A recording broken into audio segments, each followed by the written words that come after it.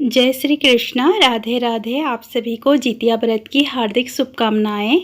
आज के हमारे इस वीडियो में हम आपके लिए जितिया व्रत की कथा लेकर उपस्थित हुए हैं। सालों पहले नर्मदा नदी के ठीक पास कंचनबटी नाम का एक नगर बसा हुआ था। वहाँ राजा मलय केतु का शासन था। कंचनबटी नगर के पास में ही एक रेतीली बालूहटा नामक जगह थी, जिसके पास में एक बड़ा सा पेड़ था। उस पेड़ में ही एक चील रहती थी और नीचे एक सियारिन रहती थी। दोनों में गहरी दोस्ती थी। एक दिन दोनों ने सोचा कि सारी महिलाएं जितिया व्रत करती है तो क्यों ना हम भी कर लें। इसी सोच के साथ दोनों ने ठान ली कि अब वो भी इस व्रत को करेगी। उन्होंने श्री जितमुत वाहन भगवान को मन ही मन नमस्कार करते हुए कहा, हम आपकी पूजा और व्रत पूरी विधि विधान के साथ करेंगे। जैसे ही व्रत का दिन आया तो पास के ही एक धनवान व्यापारी की मौत हो गई। उसको अंतिम विदाई देने के लिए बालूहटा ही लाया गया, जहाँ पर चील और सियारिन रहती थी। व्रत के दिन सियारिन ने मरे हुए व्यक्ति को देखा तो उसे भूख लग गई। वह खुद को रोक नहीं पाई और मांस खाने की वजह से उसका व्रत उसी वक्त टूट गया। उस व्यापारी के शव को चील ने भी देखा था, लेकिन उसने व्रत के कारण उसे नहीं खाया। उसके बाद चील और सियारिन दोनों अगले जन्म में कंचनबटी के भास्कर नामक ब्राह्मण के घर में बेटी के रूप में पैदा हुए। चील का जन्म बड़ी बहन के रूप में हुआ, जिसका नाम सीलवती पड़ा और उसकी शादी बुद्धिसेन नामक लड़के से कराई गई। और सियारिन का जन्म उसकी छोटी बहन कपूरावती के रूप में हुआ। समय होने पर उसका विवाह कंचनबटी के राजा मलय केतु से उसके पिता ने कराया। भले ही कपूरावती विवाह के बाद कंचनबटी की रानी बन गई हो, लेकिन उसे बेटा का सुख नहीं मिला। उसके घर जितने भी बच्चे जन्म लेते थे वे उसी दिन मर जाते थे।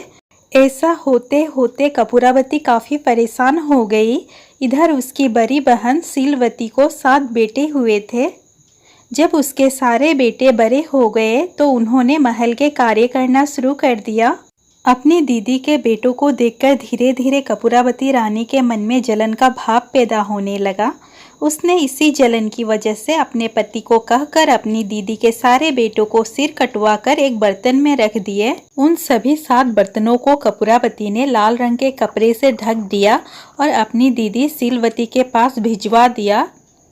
भगवान जितमुत वाहन भी ये सब देख रहे थे। उन्होंने रास्ते में ही सभी 7 भाइयों को सिर को धड़ से जोड़ा और अमृत पिलाकर जिंदा कर दिया। फिर सभी भाई अपने घर चले गए और उन बर्तन में भगवान की कृपा से फल भर गए।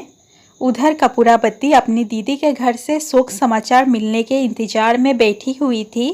जब कोई संदेश नहीं आया तो वह खुद ही सीलवती के घर चली गई। वहाँ जैसे ही उसने अपने दीदी के सारे बेटे को जिंदा देखा तो वो हैरान हो गई। कुछ देर बाद सीलवती को अपनी हरकत के बारे में बताया। उसने कहा कि किस तरह से उसने बर्तनों में उसके बेटों के सिर काट कर डाल दिए थे और जोर जोर से रोने लगी। तभी सीलवती को अपने पिछले जन्म के बारे में याद आ गया। वह अपनी छोटी बहन को उसी पेड़ के नीचे लेकर गई जहाँ वो दोनों पहले रहा करते थे। उसने कपूरावती को पिछले जन्म में रखे जितिया व्रत की पूरी कहानी सुनाई। यह सब जानते ही कपूरावती ने उसी वक्त अपना दम तोड़ दिया। राजा को तुरंत सीलावती ने इस बात की जानकारी भिजवाई। अपनी पत्नी के बारे में दुख भरा समाचार मिलते ही राजा वहां पहुंचे और कपूरावती को उसी पेड़ के नीचे अंतिम विदाई दी। बोलिए जितमुत वाहन भगवान की जय। दोस्तों, वीडियो अच्छा लगा हो तो प्लीज़ वीडियो को लाइक, शेयर और चैनल को सब्सक्राइब करना ना भूलें।